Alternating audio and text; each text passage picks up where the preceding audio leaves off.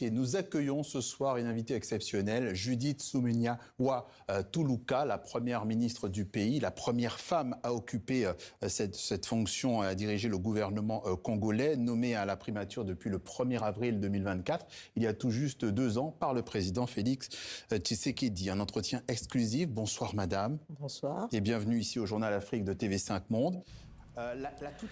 Ni The Quick Times News nk'ibisanzwe nta kindi usabwa uretse kureba aho hasi handitse subscribe ugakandaho utarabikora hanyuma tugakomeza kubana gatanu kuri gatanu mu makuru atandukanye harimo n'aya ngaya. Ni muri Repubulika Iharanira Demokarasi ya Kongo aho iri guhura n'ibibazo bikomeye mu nzego zitandukanye nk'uko byagarutsweho mu kiganiro cyihariye cyatanzwe na Minisitiri w'Intebe Judith Suminwa Tuluka kuri TV5 Monde. Muri aya makuru rero turaza kugenda tuvuga ku ngingo z'ingenzi yagiye akomozaho, aho tuza kuvuga ku bimukira birukanywe muri Amerika bakaba bakiriwe ahangaha i Kinshasa, ndetse kandi turaza kurebera hamwe ku butegetsi bufatanyije hagati ya Perezida wa Repubulika ya Demokarasi ya Kongo ndetse na Minisitiri w'Intebe.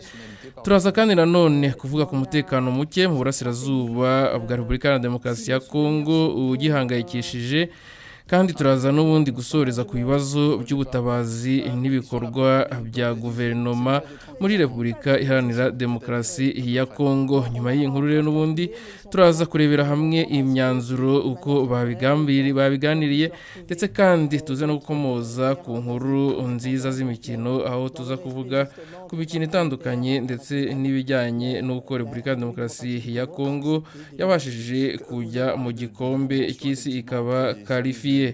Wahaye ikaze rero muri The Quick Times News nk'ibisanzwe. Wowe utarakanda kuri subscribe twagusaba kubikora kugira ngo ujye ubonera aya makuru ku gihe. Duhereye ku nkuru ya mbere muri iki kiganiro, bavuze kubimukira birukanywe muri Amerika bakaba rero bakiriwe i Kinshasa. N'abimukira 15 birukanywe muri Leta Zunze Ubumwe za Amerika bageze muri RDC rero mu minsi ishize, nk'uko rero byatangajwe na Minisitiri w'Intebe. Aba ni abasaba ubuhungiro baturutse rero mu bihugu byo muri Amerika y'Epfo. Kuba bari muri RDC biri mu masezerano y'igihe gito hagati y'ibi bihugu byombi. Abimukira bari kwitabwaho na Amerika ku bijyanye n'amafaranga ku bufatanye n'imiryango mpuzamahanga mu gihe hagishakishwa aho bazimurirwa. Leta Kinshasa ivuga ko hashobora kuza n'abandi, ariko ko atari gahunda yo kubatura cyangwa se yo kubatuza burundu. Tugiye rero ku butegetsi muri iki kiganiro n'ubundi bavuze ku bijyanye n'ubutegetsi bufatanyije hagati rero ya Perezida wa Leta Zunze Ubumwe za Amerika ndetse na Perezida Tshisekedi. Nubwo rero n'ubundi uyu munyamakuru yakomeje abaza imibanire y'uyu Minisitiri w'Intebe ndetse na Perezida wa Repubulika Iharanira Demokarasi ya Kongo Antoine Félix Tshisekedi, byose rero reka tubirebere hamwe. Ku bijyanye rero n'imiyoborere, Judith Suminwa Tuluka yashimangiye ubufatanye buhoraho na Perezida Félix Tshisekedi. Mu nama rero nk'uko yabitangaje, inama ziba buri cyumweru zituma habaho guhuza ibikorwa hagati ya Perezidansi na guverinoma, nubwo rero inzego z'umutekano n'ububanyi n'amahanga ziyoborwa cyane na Perezida wa Repubulika ya Demokarasi ya Kongo. Reka nanone tunyarukire ku mutekano muke. Mu kiganiro n'ubundi nabwo babigarutseho, ubwo bavuze ku mutekano muke uri kubarizwa hariya mu burasirazuba bwa Repubulika ya Demokarasi ya Kongo. Umutekano muke ugihangayikishije. Ni ikibazo rero n'ubundi yabajijwe n'uyu munyamakuru kuri TV5, ariko nubwo hari amasezerano yasinywe hagati ya Repubulika ya Demokarasi ya Kongo n'u Rwanda, n'ubundi bongeye gukomoza ku gihugu cy'u Rwanda. Bavuze ko umutekano mu burasirazuba bwa Repubulika ya Demokarasi ya Kongo ukiri mubi cyane. Ibi byari byemeranyijweho rero n'ubundi hagati y'u Rwanda na Repubulika ya Demokarasi ya Kongo. Bavuga ko kwari ugukura ingabo z'amahanga ku butaka bwa Repubulika ya Demokarasi ya Kongo, guhagarika ubufasha ku mitwe yitwaje intwaro nka M23, ndetse no guca intege umutwe wa FDLR. Ariko ariko rero ku rwego rw'ikorwa imirwano iracyakomeje, abaturage benshi bakomeje guhunga, abandi bakomeje n'ubundi kugenda bata ibyabo. Ibibazo rero by'ubutabazi n'ibikorwa bya guverinoma mu rwego rwo guhangana n'ibi bibazo, guverinoma ivuga ko ikomeje gukora ibishoboka byose mu kurinda abaturage no kongera inkunga y'ubutabazi. Hari ibiganiro biri kuba kugira ngo byorohereze itangwa ry'ubutabazi, harimo n'igitekerezo cyo kongera gufungura ikibuga cy'indege cya Goma. Ni mu magambo yiwe n'undi Suminwa, minisitiri umutungo rero kamere n'ubufatanye mpuzamahanga, yavuze ko mu rwego rw'ubukungu minisitiri w'intebe yabigarutseho, avuga ko bufatanye na leta bafatanyije n'ubundi na leta zunze ubumwe za Amerika mu bijyanye n'ubucukuzi bw'amabuye y'agaciro.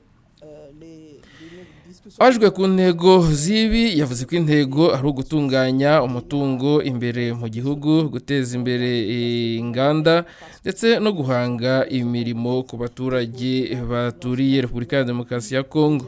RDC ikomeje kandi ubufatanye n'Ubushinwa mu rwego rwo kugira abafatanyabikorwa batandukanye. Mu byo twakita nk'imbogamizi, yatangaje ko imbogamizi z'ingabo za RDC ku bijyanye n'umutekano, guverinoma yemera ko hari imbogamizi nyinshi aho ingabo ziri kuvugururwa, ibibazo kandi by'ibikoresho ndetse n'ingendo. Yatangaje kandi ko n'ibibazo by'imbere mu gisirikare harimo n'ababangamiye ndetse kandi abenshi babangamiye igihugu, nk'uko twashobora kuvuga nko ku ngabo zitandukanye. Murabizi ko muri Repubulika ya Demokarasi ya Kongo habarizwamo ingabo nyinshi zirenze ndetse n'izo tuzi mu bindi ibihugu bitandukanye, kandi inyinshi ntabwo zikorana n'igisirikare cya leta. Ibi rero bituma bigorana ndetse no kubagenzura, kugorana ku mutekano hamwe muri ubu burasirazuba bwa Kongo. Hagerekaho rero n'ubundi n'izindi nyeshyamba zitwaje intwaro ziva mu bindi bihugu, hakarushaho kuboneka umutekano muke cyane cyane mu burasirazuba bwa Repubulika ya Demokarasi ya Kongo. Bagarutse kandi rero n'ubundi gukorana n'abasezeranyije ku nkuru nziza ku bijyanye no mu mikino. Ni amakuru rero n'ubundi meza aho RDC iri kwitegura kujya mu gikombe cy'isi cya ruhago nyuma y'imyaka 52 itakitabira. Ni ibintu rero byazamuye morale n'icyizere mu baturage. Hagati rero y'ibibazo by'umutekano, ubutabazi n'ubukungu, RDC iri mu gihe gikomeye cy'impinduka, aho guverinoma ivuga ko izakomeza gushyira imbaraga mu kugarura amahoro no guteza imbere igihugu.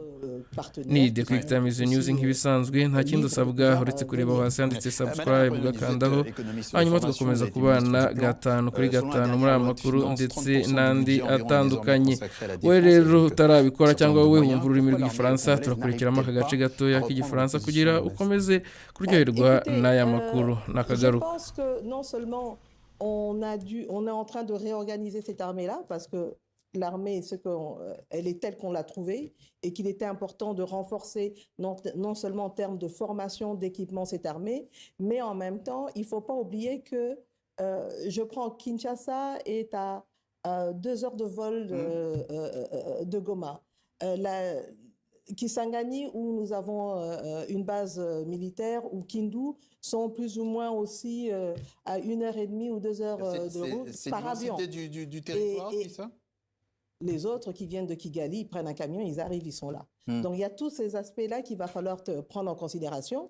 Mais aussi, bon, ce n'est pas un secret. On a eu à faire face à un certain nombre de traîtrises au sein de l'armée. Bon, les processus de justice sont en cours pour cela, mais nous nous organisons en conséquence. Parce que nous avons pu aussi constater que nous avons pu avoir à récupérer certaines localités. 52 ans plus tard, la RDC ira à la Coupe du Monde de football dans quelques semaines, au Mexique, au Canada, aux États-Unis. Les joueurs et l'encadrement de la sélection ont reçu des cadeaux, des promesses de cadeaux, on parle de voitures, de maisons notamment. Dans l'absolu, était-ce bien raisonnable? Et question subsidiaire, est-ce que vous comprenez que ça puisse choquer? Ben, écoutez, En tant qu'État, je pense que après une telle victoire, c'était la liesse au niveau de la population congolaise.